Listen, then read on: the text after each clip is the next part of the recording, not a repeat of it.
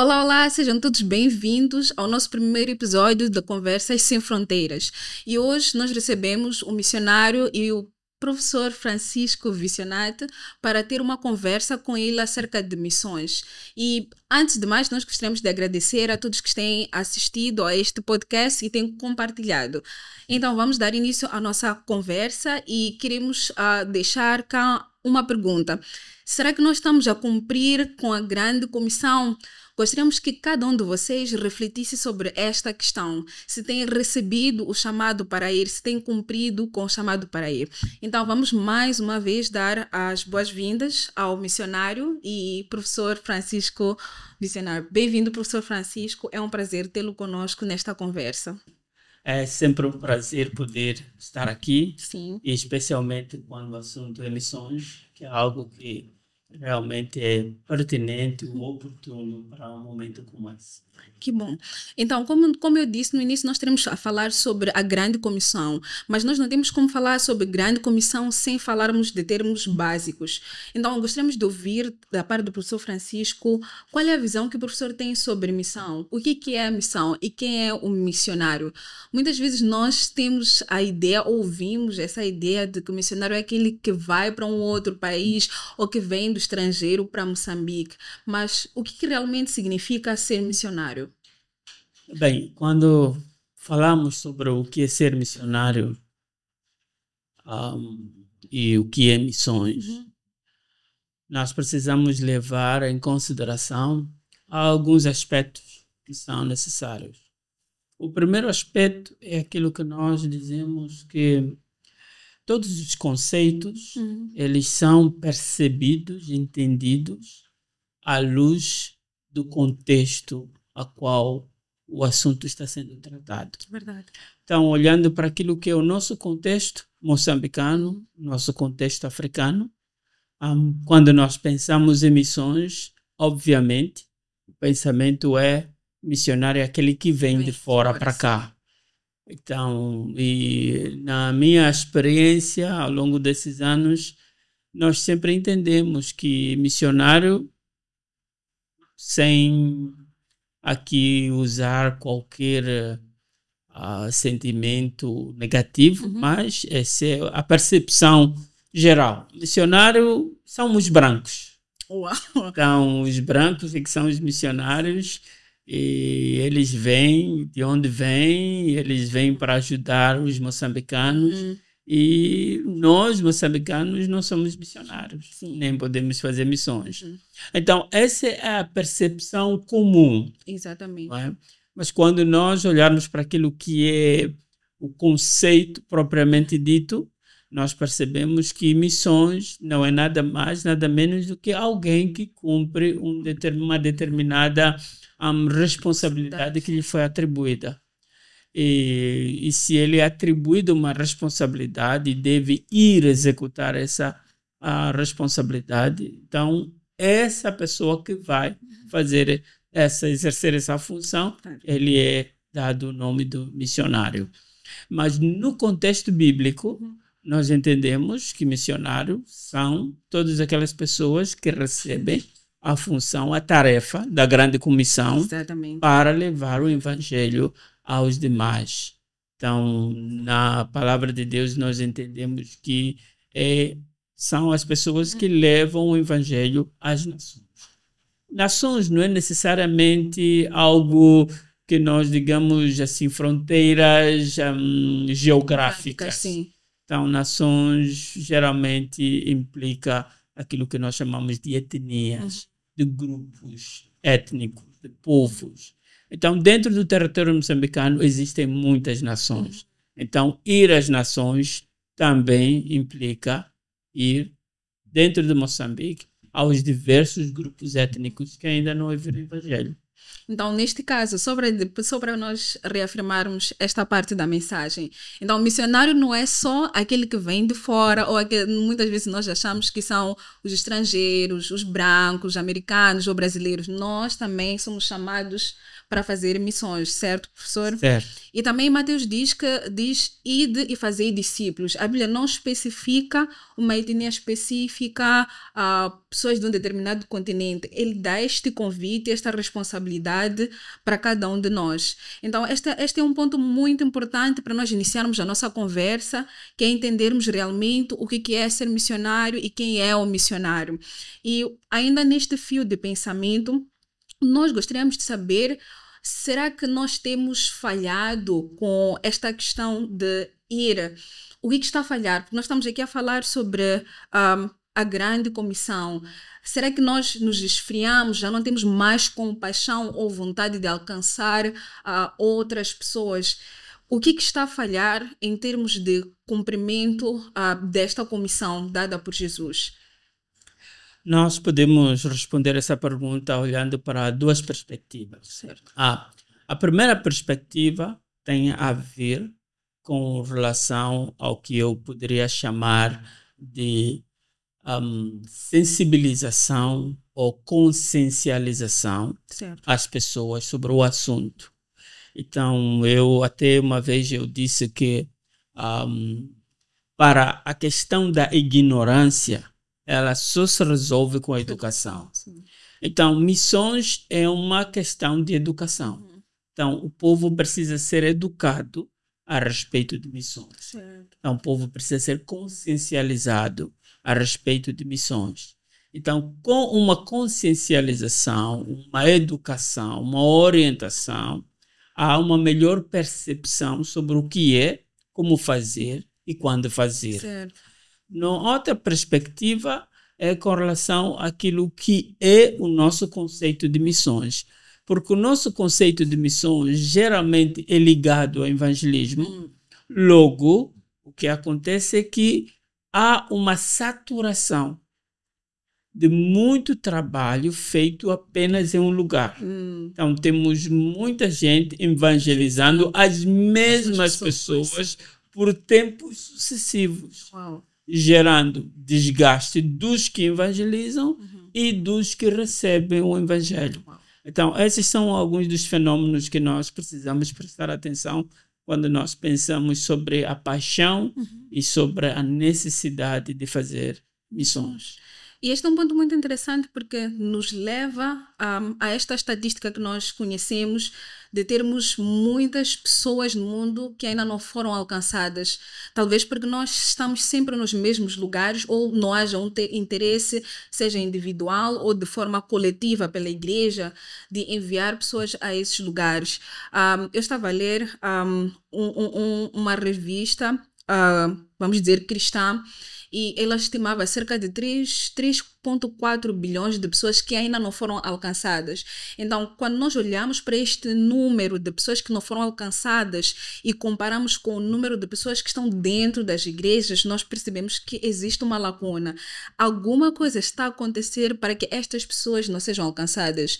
E acho que mesmo tendo esta visão sobre o nosso país, acabamos vendo que parece que há uma centralização em Maputo, que é a cidade que todos querem estar, mas há uma deficiência em termos de viagens missionárias, envio missionários a algumas partes de Moçambique, talvez por medo, talvez porque as pessoas estão na zona de conforto. Mas também quando nós pensamos nisso, pensamos em como a igreja tem se posicionado nesta vertente. Será que a igreja tem estimulado os jovens a irem para estes lugares, prestando algum apoio financeiro, emocional? Será que esses componentes são importantes para termos pessoas em todas as partes do nosso país? A nossa maior dificuldade hoje, de novo, remonta ao que eu já falei anteriormente. É a questão da consciencialização sobre missões. A igreja hoje ela está muito preocupada em plantar novas igrejas em lugares onde já tem outras igrejas. Uma espécie de status quo, uma espécie de competição, uma espécie de quantas igrejas temos. Então, às vezes as missões elas giram em torno desse fenômeno, que não é necessariamente a essência de tudo. Sim. Porém, quando nós também olhamos para alguns aspectos como estatísticas, por exemplo, na cultura africana, nós não pensamos em estatísticas, porque nós somos empíricos mais do que lógicos. Sim. Então, é o sentimento que conta. Eu senti de Deus para estar aqui. Eu senti de Deus para estar lá. Mas não necessariamente nos importamos se aonde sentimos para estar realmente existem pessoas por serem alcançadas ou não. Ou aonde sentimos estar, será que é relevante o nosso trabalho? E essa tem sido uma das maiores dificuldades da igreja para compreender esse fenômeno das estatísticas, esse fenômeno de aonde está o grosso número das pessoas não alcançadas. Sim. Então, os povos não alcançados, eles continuam sendo não alcançados. Tanto que existe uma estatística da Lausanne Convention que diz que quase 70% dos missionários estão em locais onde os povos já foram alcançados. Uau. Então, muito poucos vão para locais Que não foram. Gente que, ou melhor, onde há povos não alcançados. Sim. Esse tem sido o grande desafio. Então, como igreja, eu acho que nós precisamos de fazer aquilo que em inglês chama de paradigm shift. Precisamos mudar o paradigma. Sim. Precisamos começar a olhar com mais atenção qual é a relevância, qual é a importância de avançarmos com missões e não continuarmos fazendo apenas coisas só porque passa a expressão, porque espiritualizamos. Exatamente. E como o professor esteve aqui a falar, parece que a ideia sobre missões está sempre centralizada em fundação de uma nova igreja, ter uma nova congregação em algum lugar. Mas será que só abrir uma nova congregação, fundar uma nova igreja é missão? Porque parece que estamos todos centralizados nesta ideia missionária. Mas nós percebemos que existem diversas formas de fazer missões que não é necessariamente abrir uma congregação. E talvez nós estejamos acostumados com esta ideia. O que é que nós podemos trazer de novo acerca disso? Porque em algum momento nós vemos na palavra de Deus, nos evangelhos, claro, Paulo fundou muitas igrejas, ele abriu muitas congregações, mas também vemos vários exemplos de trabalhos missionários que não estão necessariamente ligados a uma abertura de igreja ou a uma congregação, mas em outros tipos de trabalho. Olhando por esta lógica, quais são outros contextos missionários que nós, como moçambicanos, como africanos, poderíamos explorar para alcançar as pessoas? Porque não é só chegar e dizer Deus te ama, chegar e falar do pecado, mas creio que existem outras formas de nós alcançarmos estas pessoas de forma prática, fazendo missões de forma prática.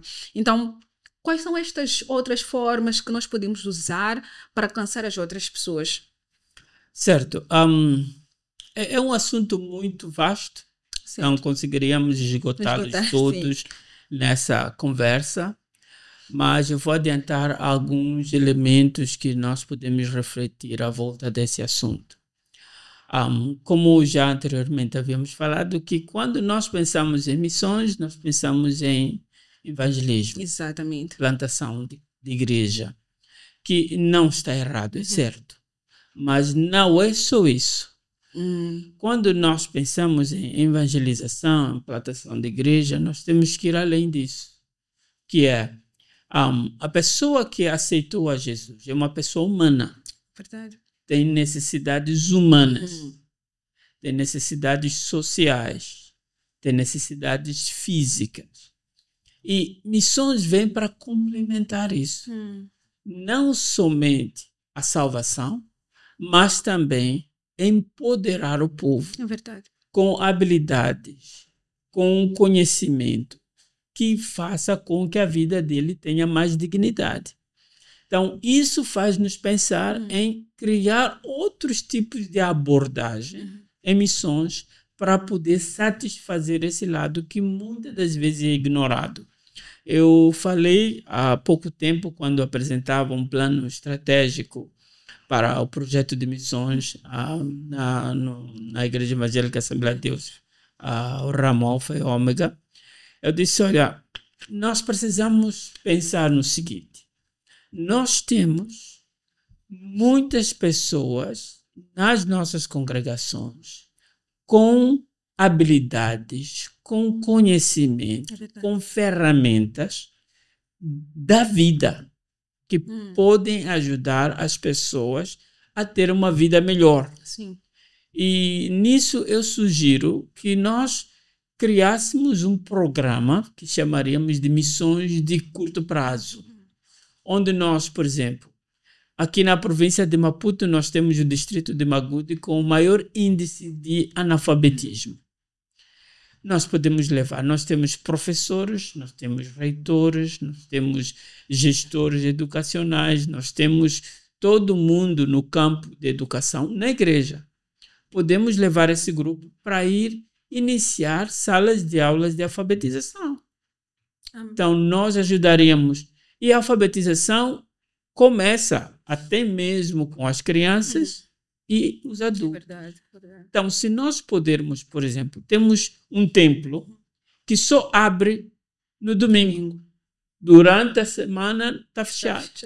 Por que não também usar esse templo como sala de aula? É verdade. E ajudar as crianças e os adultos a saberem ler e escrever. A outra questão, por exemplo, temos comunidades em que vivem em terrenos extremamente férteis, com um potencial agrícola enorme, mas eles estão lá, estão a orar, estão a passar fome. Por que não levar um grupo de profissionais na área de agronomia e ensinar o povo técnicas que sejam, primeiro, boas ao meio ambiente, segundo, que sejam rentáveis para eles produzir comida para alimentação e produzir comida para comercialização, atendendo que o índice de desnutrição crônica em Moçambique é extremamente alto. E o problema da desnutrição não é escassez de comida. Muitas das vezes é mentalidade alimentar.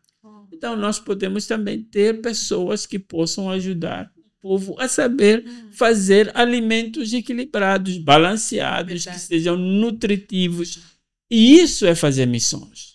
Às vezes pensamos que fazer missões é simplesmente pregar a salvação e ponto final. Acho que nós precisamos pensar além disso. Aliás, se olharmos para a história dos missionários, dos primeiros missionários que vieram para a África, grande parte do trabalho deles envolvia muito isso, aspectos sociais. Isto é muito interessante e me fez lembrar da minha estadia em Nampula, e tive o privilégio de conhecer alguns missionários que estavam a atuar em diferentes áreas, aliás, em áreas diferentes da implantação da igreja. E para mim foi algo extraordinário, porque eu estou acostumada a ver missionários já a implantar uma igreja ou a fazer discipulado, porque também é algo com que eu já tive experiência, mas tive a oportunidade de estar com um casal de missionários que prestava serviços de alfabetização às comunidades locais, ensinando eles a ler e a escrever em português. E isso foi muito interessante porque nós nunca exploramos estas outras vertentes missionárias. E eu lembro também, tive uma experiência já para o final do ano, nós visitamos uma vila um pouco mais recôndita na cidade de Nacala, e eles estavam a ensinar-me como fazer os testes de vista nas pessoas que faziam parte daquela comunidade. Então, era uma forma de fazer missões. Eles não chegavam e pregavam a salvação diretamente, principalmente porque é uma cidade onde a maior parte da população profere a religião islâmica. Então, entender e proceder de forma sábia, reconhecendo as necessidades da comunidade, é uma questão muito importante para nós, como missionários ou para aqueles que têm paixão em fazer missões. Então, caros amigos, os vossos talentos podem ser usados para fazer missões. Não precisa ser implantação de igrejas, mas como o professor Francisco disse, como médico eu posso ser um missionário, como nutricionista eu posso ser uma missionária, como agrônomo, engenheiro eu posso ser missionária. Então vamos pensar nas missões fora da caixa, não somente na implantação de igreja, mas usar os nossos dons e talentos que nos foram dados por Deus para alcançar outras vidas, para estabelecer relacionamentos que irão mudar e transformar vidas. Mas ainda nesta vertente do ir ou do enviar, existem alguns desafios que nós conseguimos perceber que os missionários acabam tendo, né? De novo, vamos tocar nesta questão do apoio financeiro, apoio emocional, porque, infelizmente, como o professor Francisco disse, talvez seja a questão da falta de educação acerca disso. Podemos ter até comunidades que conseguem apoiar financeiramente os missionários, mas encontramos uma lacuna de apoio emocional muito grande e acabamos vendo alguns missionários em depressão, alguns missionários com burnout e no final do dia são pessoas que foram para um lugar servir a Deus, claro que com todo o coração, e nós sabemos que o Senhor está a apoiar aquelas pessoas, mas nós que ficamos, aqueles que estão fora da missão, não estão no ID de forma prática, mas estão no ID na forma de apoio, como é que nós podemos mudar esta visão? Porque às vezes nós abandonamos inconscientemente os missionários da nossa comunidade, enviamos alguém, estamos todos felizes, o irmão Francisco foi fazer missões em Cabo Delgado, estamos muito felizes. Uma semana, 2 semanas, estamos aí a mandar mensagens de apoio. Um mês, já não estamos a ouvir falar do missionário Francisco, nem procuramos saber se o missionário Francisco está bem, ou se procuramos saber, só queremos saber de números, quantidades, mas não queremos saber sobre como ele está mentalmente, se está a sofrer alguma pressão, como é que está a ser a adaptação naquele lugar, como é que está a lidar com as diferenças culturais, porque existem muitos choques que as pessoas sofrem nesta mudança de lugar, por exemplo, para as pessoas que saem de uma província para outra, de um país para outro, tem alguns desafios que eles sofrem. Como é que nós podemos mudar essa vertente ou consciencializar a igreja, as pessoas que não é só mandar dinheiro, mas também apoiar moralmente, emocionalmente a pessoa ao longo deste tempo que ela estará servindo a Deus num outro lugar distante de nós? É uma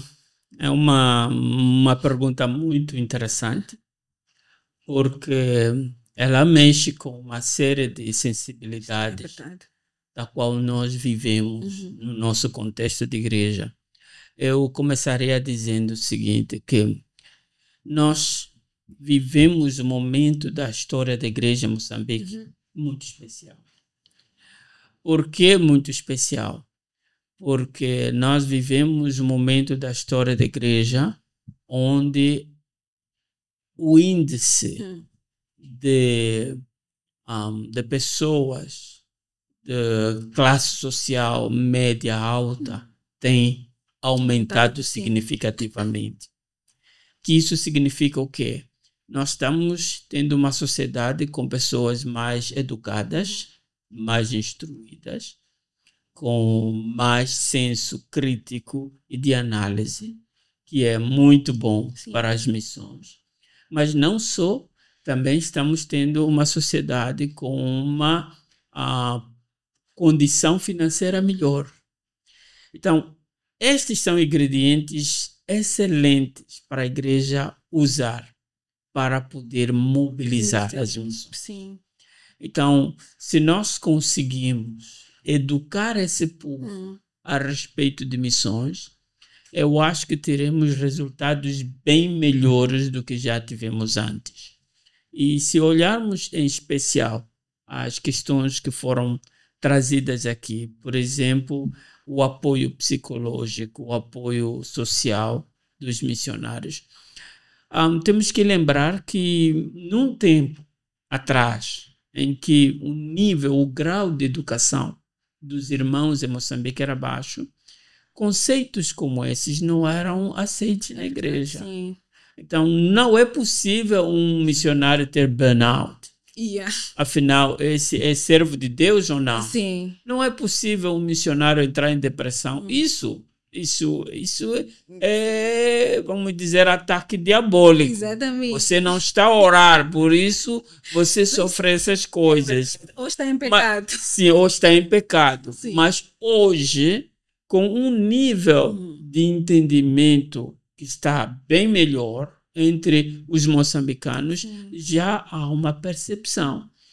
E é interessante já ouvir em alguns púlpitos das nossas igrejas os pastores falarem sobre questões de, vamos falar, por exemplo, de menopausa, andropausa, depressão. Sim. Já são assuntos de púlpito e pastores estão dizendo, olha, esse assunto é da igreja, não é só lá de fora.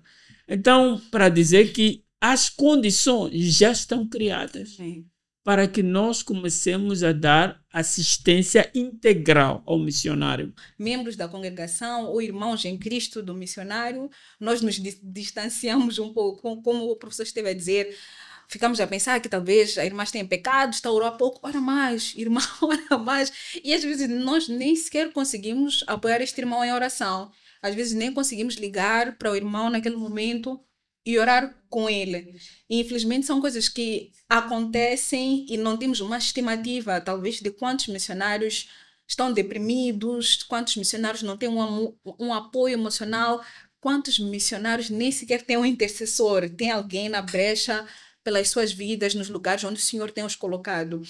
E acho que foi um privilégio para mim, no ano passado, quando estive lá em Nampula, logo a sair daqui eu tive um apoio de um dos meus amigos missionários que esteve na Beira, o Miguel, e ele sempre ligava-me, porque no início ele disse, quando eu cheguei à Beira, eu me senti muito solitário, eu não gostaria que tu passasses pela mesma coisa.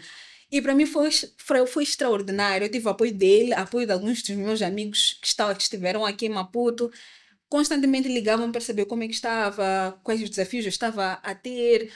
O meu pastor também todas as semanas ligava e é muito bom sentir esse calor, essa presença, mesmo que não seja física, das pessoas conosco naquela jornada, porque não é fácil. É uma coisa que nós fazemos por amor, mas não é fácil. Então, que possamos nos apoiar uns aos outros, aos missionários que têm experiência, por favor, apoiem os missionários que ainda não têm experiência, a igreja. Nós também queremos exortar que apoiem estas pessoas que estão a ser enviadas, não só naquele momento do envio, não abracem, não orem pela pessoa só no momento do envio, mas quando ela estiver lá, liguem para a pessoa, procurem saber como ela está, se ela precisa de oração. Às vezes tu nem precisa esperar, vou orar hoje à noite. Não, naquele momento, ora pela pessoa, pelo que ela está a passar.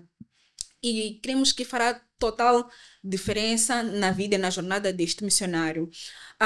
Muito bem, professor Francisco, nós estamos a falar desta primeira parte que tinha a ver com a questão do cumprimento da grande comissão. E agora nós vamos entrar para a parte de responsabilidade do ID. De quem será a responsabilidade? Daquele que é chamado a ir ou daquele que envia o missionário para algum lugar? Quem é responsável? Vamos falar na vertente de responsabilidade individual e coletiva neste caso. Se eu, como a pessoa que foi chamada, que tem esta paixão, que tem um coração ardente por missões, sou responsável, ou aquele que decidiu me enviar é responsável, ou ambos são responsáveis? Muito bem. Quando nós pensamos sobre responsabilidades, as responsabilidades obviamente são divididas. Mas eu gostaria de começar dizendo o seguinte, que de um tempo para cá, nós entendemos que missões é uma responsabilidade atribuída por alguém e que essa pessoa que o atribuiu, ele vai se responsabilizar por tudo o que vier lá para frente. Mas temos que entender que missões começa no coração do missionário. É Deus falando no coração do missionário. é Deus ministrando na vida do missionário. E o que acontece? A igreja, a liderança da igreja percebe isso. Exatamente. O que a igreja faz é uma confirmação. Mas só uma pausa, professor Francisco. Ainda nesta questão, como é que a igreja percebe a chama no missionário? Como é que pode identificar, ou como o missionário pode identificar isso? De várias formas. A primeira forma é no comportamento, nas atitudes. Ele está sempre preocupado com assuntos que têm a ver com missões. Está sempre falando, comentando ou fazendo coisas ligadas a missões. E o outro elemento, vou falar de uma coisa em particular minha. Eu lembro-me, a primeira vez que eu saí de Moçambique, eu fui conversar com o meu pastor. Eu disse: olha, pastor, Deus abriu uma porta para eu ir para 3 meses para a Europa, para a Suíça. E queria a sua bênção, pastor. E ele disse assim para mim: meu filho, eu já te vi na Suíça várias vezes quando você estava de joelho lá na igreja. Agora Deus está te levando fisicamente, porque espiritualmente você já chegou lá. Então, quando ele me ouvia orar, ele ouvia eu mencionar os nomes das nações a quais eu orava, dentre elas a Suíça. E quando chegou o convite para ir para a Suíça, o pastor já sabia, porque ele ouviu nas minhas orações. Então, o missionário já tem essa predisposição em seu coração, flui, como a Bíblia diz que a boca fala o que está cheio no coração. Certo. Então, assim é que nós identificamos, notamos pessoas que têm chamado missionário. Porém, existem pessoas que não vão expressar, mas têm. Porém, após uma ministração sobre missões, após uma apresentação sobre um trabalho missionário, o coração bate mais forte. Uau. E aí nós também percebemos. E a tendência dessas pessoas, quando sentem esse pulsar diferente do que o habitual, elas vêm e perguntam: mas eu senti isso, será que é? Será que não é? Então, missões começa com o missionário. Amém. Com Deus dividindo o coração dele com o indivíduo. A igreja reconhece, identifica e confirma. E envia. Ao irmos ao campo, nós precisamos sim de ser enviados. Não podemos ir sozinhos. Porque isso é o que é a igreja local. O trabalho da igreja local é esse: identificar os dons, identificar as habilidades, identificar o chamado e reconhecer e enviar e potencializar essas pessoas. Mas a responsabilidade é dividida. Eu vou mencionar algo que geralmente é muito polêmico para muita gente, porque é o seguinte: quando nós vamos porque alguém nos disse para ir, quando as coisas dão errada, nós responsabilizamos a quem nos mandou. Yeah. Mas quando nós vamos porque tivemos uma convicção de Deus e alguém apenas foi vamos dizer, usado para que você fosse, aí nós não temos a quem atribuir a culpa, senão a palavra a qual recebemos. Exatamente. E isso faz-me lembrar da palavra que Deus me deu quando Ele me chamou para as missões. E foi lá de Mateus 16, 25, onde diz que aquele que quer ganhar a sua vida, perderá. Mas ao que, por amor a Cristo, perdê-la, aí ele ganhará. Então, eu dou minha vida como perdida. Então, é isso aí. Eu estou já quase 50 anos e Uau. Não tenho nada. Eu não acumulei bens, não construí império. Uau. Eu tenho como minha vida perdida, mas perdida por uma boa causa. Amém, amém. Então, a responsabilidade é dividida. Quem envia tem a responsabilidade de dar assistência. Mas às vezes nós entendemos que há muitos poréns, Sim, mas quem vai tem que ter fé suficiente amém. para se manter no campo. Yeah. E é um trabalho que muitas das vezes, para o nosso contexto, não é fácil. Yeah, é muito difícil. Alguns contextos já são um pouquinho bem melhor. Uhum. Nós ainda queremos ouvir mais sobre as experiências no campo missionário do professor Francisco, mas antes de tocarmos este ponto, enquanto o professor falava, vinha-me algo à mente sobre o momento em que nós somos chamados e o momento em que necessariamente nós vamos para o campo. Porque eu já vi muitas vezes as pessoas já dizerem: "Yeah, eu sinto que eu tenho que fazer missões, eu tenho que sair, tenho que sair." E eu me recordo do tempo que a chama começou em mim. Eu ainda estava na faculdade, eu fiz o estágio missionário e eu tinha certeza que o meu campo missionário eram as universidades. Até o momento em que Jesus disse: não, não é lá. E depois disso, eu disse: pai, Jesus, como é que eu vou fazer missões se eu estou a sair daqui? E depois de sair do estágio missionário, eu passei um bom tempo no mercado de trabalho, profissionalmente. E eu fiquei tipo, acho que Jesus falhou, já não há missões. Mas ainda assim eu senti a chama.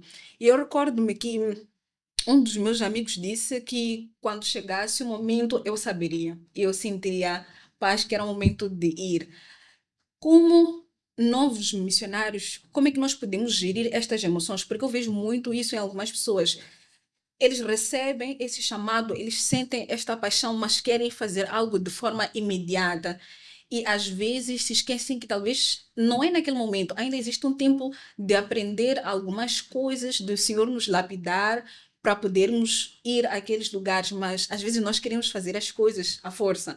Ou o Senhor disse que é Brasil, eu quero ir para o Brasil hoje mesmo. Se Deus disse que é Botswana, eu quero ir para lá hoje mesmo. E acabamos nos deixando levar pelas emoções e nos esquecemos também de forma racional e também de ouvir o Senhor, porque isto mostra que nós estamos a ouvir a nós mesmos, nossos próprios desejos e queremos fazer as coisas de forma imediata. Então, como é que nós podemos gerir esse sentimento de querer ir, mas nos esquecemos que talvez o ir não seja naquele momento? E tendo em conta que eu me recordei de uma coisa agora, nós queremos muito ir para um lugar, mas não conseguimos fazer a missão no contexto onde nós estamos. Porque a Bíblia fala de Samaria, fala dos confins da terra, mas às vezes queremos saltar para os confins da terra sem estarmos em Samaria, sem estarmos talvez em Jerusalém, nessas fases todas até chegar aos confins da terra. Então, como é que nós podemos gerir estas coisas? Não conseguimos impactar ou influenciar o nosso campo de ação, o nosso campo hoje, mas queremos ir para um outro lugar. A questão maior tem a ver com as percepções que nós temos a respeito de missões. Começarei a dizer o seguinte, como anteriormente disse, que esse coração de missões começa com o indivíduo. Sim. E Deus confirma com os outros. Então, tanto o receber o chamado como o sair, tem que haver essa sincronia. Sim. Entre o receptor e os que enviam.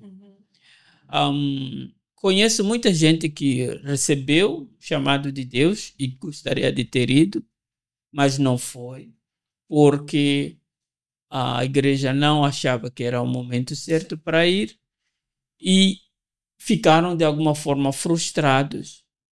Mas, a posterior, eles perceberam, uau, não era o tempo. Agora sim. E chegou o momento. A outra questão é que, como seres humanos, nós somos muito egoístas. Nós somos muito egocentristas. Acima de tudo, nós queremos ser independentes. O corpo de Cristo serve para isso. O corpo de Cristo é quando nós cuidamos um do outro. Então, eu tenho uma percepção, mas eu tenho que estar disposto a dividir isso com alguém mais maduro, mais experiente, para me ajudar a pensar. É igual o casamento. Um menino, uma menina que quer se casar está loucamente apaixonado e não quer saber de nada. Eu só quero casar. Sim. Aí é onde entra o papel dos mais velhos. Olha, mas veja isto, mas veja aquilo, mas veja assado, mas veja guisado. E que tal? Vale a pena? Então, é assim que funciona com as missões. Nós precisamos de ter gente que nos ajudam a ver os prós e os Os contras. contras, sim. Ainda que nós decidamos em ir, mas nós já tivemos alguma informação de quais são as possíveis implicações dessa ida. Estamos conscientes disso. A coisa boa é que Deus não nos impede. Verdade. Ele deixa com que nós vamos ou com que nós não vamos. Ele respeita a nossa escolha. No fim do dia, nós é que vamos ter que aprender com qualquer que for a escolha que a gente tenha feito. Então, nesse processo, nós temos que ter esse cuidado. Temos uma situação em que pessoas são chamadas para ir naquele momento. E porque a regra diz que não, ninguém vai assim daqui para aqui, então impedimos. Aí nós estamos já impedir com que a vontade de Deus se cumpra na vida de uma certa pessoa. Mas para outro caso, pode ser que alguém deve ir, mas esse não é o momento. Deve esperar. Então, não é uma fórmula clara sobre sempre deve esperar para chegar a hora certa. Nem é uma fórmula clara, sempre deve ir logo que receber o chamado. Então, toda a conjuntura a qual estivermos inseridos vão contribuir significativamente para a decisão que vamos tomar. Tem algumas pessoas que, se eles esperarem pelo timing, segundo a opinião dos outros, pode ser que ele nunca vá. Sim. Mas também temos que entender, tem pessoas que queimam por missões, mas no fundo elas não são pessoas que devem ir para a linha da frente. Deus está apenas gerando um coração para adotar um missionário, para adotar um campo missionário, para adotar um povo não alcançado, a qual tem compromisso de orar, doar e contribuir e, quem sabe, até dar essa assistência social a essas pessoas que estão no campo. Então, não podemos criar regras, não podemos criar fórmulas rígidas, inflexíveis, quando o assunto é missões. Nós precisamos perceber o mover de Deus e seguir nessa direção. Amém, amém. Estes foram pontos muito, muito interessantes. Não criar regras em torno desta questão de enviar ou das emoções das pessoas que têm um coração para as missões. Agora, queremos entrar para uma conversa um pouco mais pessoal e gostaríamos de ouvir um pouco da experiência missionária do professor Francisco no território nacional, também internacional. Quais são os desafios que teve principalmente no início desta jornada missionária e quais seriam os conselhos que o professor Francisco deixaria para esta nova geração que nós queremos aqui em Moçambique de missionário, seja para o campo nacional, seja para o campo internacional, através de todas estas experiências que teve ao longo de todos esses anos, porque eu sei que foram muitos anos de missões. Sim. Sim, eu tive o privilégio de receber bem cedo uma missionária que era muito amiga da minha irmã e que ela vinha com regularidade lá em casa. Eu ainda não tinha assim firmado a minha vida de fé, mas sempre que ela podia, ela vinha aos fins de semana, estava conosco lá em casa.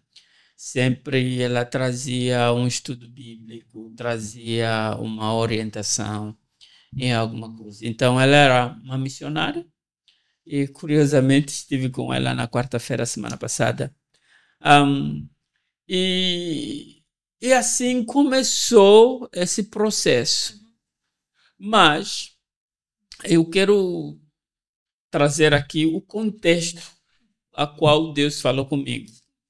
O contexto é que nós estávamos no período da Guerra Civil Foi muito em direção ao fim da Guerra Civil. Então, estamos a falar do período dos 90, Sim. não é? 92 houve o Acordo Geral de Paz, 94 teve as primeiras eleições e o contexto era de total destruição, de total miséria, de total desgraça, em que todo moçambicano apenas estava pensando: é agora a minha oportunidade de me reerguer, de me reconstruir, de me refazer, de começar a conquistar algumas coisas na vida. E todos os jovens nessa época pensavam assim: vou à faculdade, vou me formar, vou procurar um emprego. E naquela época é interessante que existiam muitas ONGs e pagavam em dólares. E todo mundo estava procurando trabalho nas ONGs. E Deus falou claramente comigo: eu te chamei para as missões. Foi muito difícil. Foi muito difícil contrariar o movimento do momento. O movimento do momento era que todos queriam se formar, se dar bem e progredir financeiramente. Há outro fenômeno interessante é que os missionários que eu os conheci, eles chegaram depois da senhora que eu falei, os outros que chegaram em 94 em Quilimane. E começou lá algum relacionamento. E a coisa interessante que eu ouvi eles falarem foi: os missionários mais velhos, que já estavam mais tempo no campo, diziam para eles: os moçambicanos não estão para ser enviados como missionários. Nesse momento, os moçambicanos precisam ser ajudados a ter o que comer e o que vestir. Essa é a maior necessidade.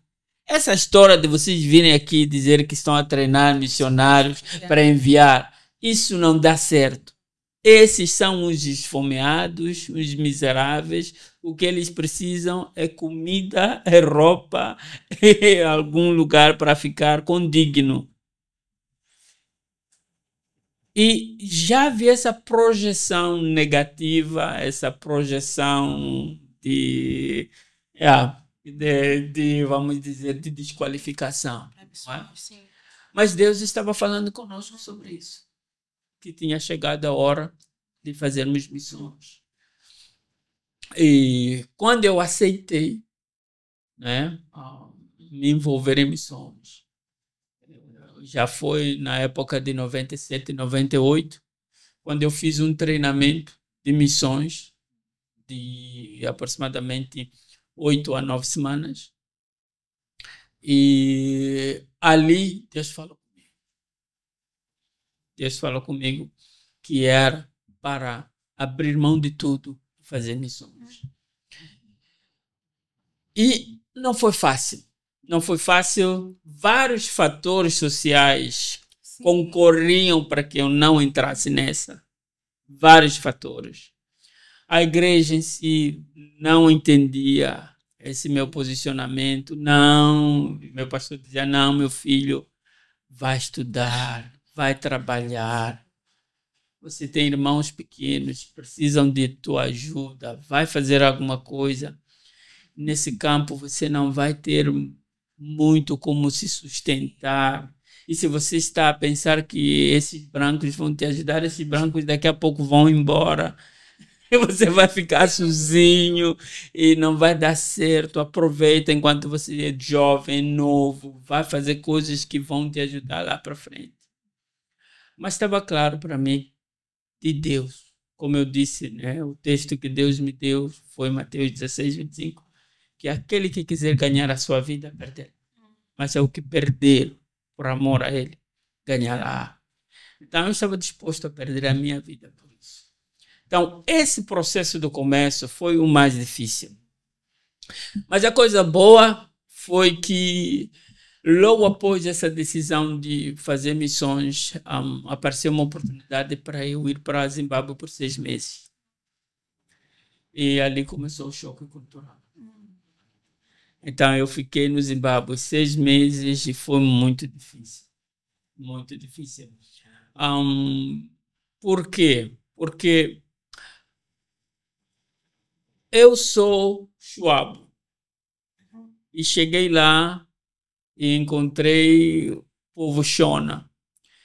E o povo Shona fazia questão de anular a minha identidade para eu adotar a deles. Uau. Que, é claro, quando estamos num contexto de missões, nós precisamos realmente despirmos da nossa identidade e adotar a identidade do povo. Por acaso, Paulo fala muito disso, sobre tornar-se grego para ganhar os gregos, Exatamente. tornar-se romano para ganhar os romanos. Sim. Então, aí foi a luta. Então, abrir mão da minha identidade para acomodar a identidade dos outros. Não foi nada fácil. Foi muito difícil. E entrávamos em choques, questões muito incipientes. Vou contar uma história, um episódio em particular. Nem foi com um zimbabuano, foi com uma europeia. Eu tinha um único par de sapatilhas. E eu lavei aquelas sapatilhas. Estavam molhadas. E havia um evento de futebol. Sim. Íamos jogar futebol.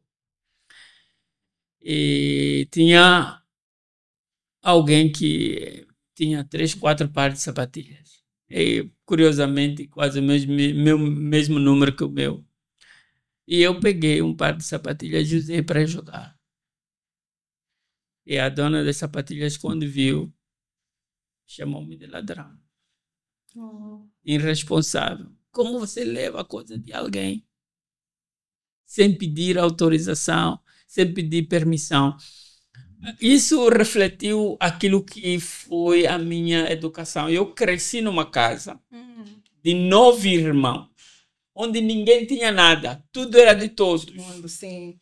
E depois vai para uma coisa. E eu levo essa mentalidade para o campo missionário, pensando que também estou entre irmãos, onde tudo é de todos. E não é assim.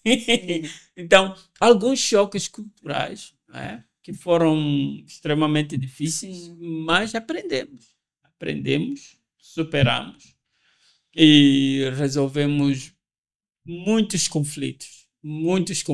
E eu acredito que grande parte desses conflitos fizeram-nos o que nós somos hoje. Amém. Então, servir em outra cultura não é fácil. Sim. É muito desafiador.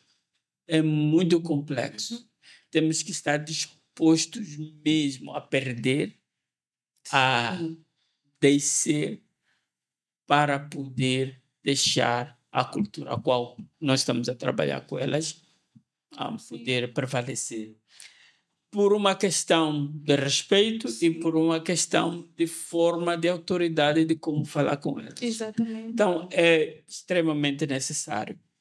Mas dizer que o que Deus falou comigo ao fazer missões foi o seguinte. Deus disse para mim,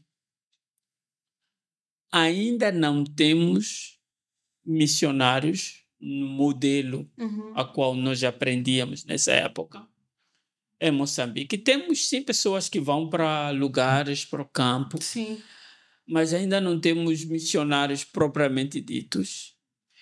E Deus estava levantando minha geração como um modelo. Amém. Para que as gerações que viessem antes, depois de nós, pudessem olhar a nós como referência. Sim. E isso exigiu muitos sacrifícios. Uau. Muitos sacrifícios, como eu falei antes. Abrir mão dos nossos sonhos, dos nossos projetos, dos nossos planos. Mas, em contrapartida, Deus nos surpreendeu com coisas incríveis. Coisas incríveis. Eu posso falar que hoje eu conheço os 4 continentes do mundo. Já fui para o continente americano, já fui para o continente europeu, já fui para o continente asiático e já rodei pelo continente africano. Mas não porque tenho muito dinheiro, Exatamente. mas por causa de missões. Deus Então, proporcionou Deus missões. foi abrindo portas, Sim. Deus foi criando oportunidades. E, enfim, então nós podemos dizer que tivemos um privilégio especial. Mas isso existe também uma total dependência em Jesus. Claro, Porque às vezes achamos que é só querer fazer missões claro. e ir embora. Porque simplesmente algumas pessoas ainda têm essa mente de ir fazer missões fora, é viajar, conhecer novos lugares. E eu gostei muito da parte onde o professor Francisco disse que tem muitos desafios. Não é um mar de rosas, ir para fora, como muitas pessoas pensam. Sim. Exige muito de nós. Esta coisa de nós irmos para fora exige de nós deixarmos muitas coisas para trás, muitos sonhos para trás, muitos planos para trás e até frustrar os sonhos das nossas famílias para poder ser obedientes a Deus. Então, para mim é muito interessante esta visão que o professor traz, que não é 5 estrelas, mas por causa da nossa obediência, Deus também nos proporciona coisas maravilhosas que fisicamente, racionalmente não seriam possíveis. Sim. Então, obediência e dependência total em Cristo durante esta jornada missionária é extremamente importante.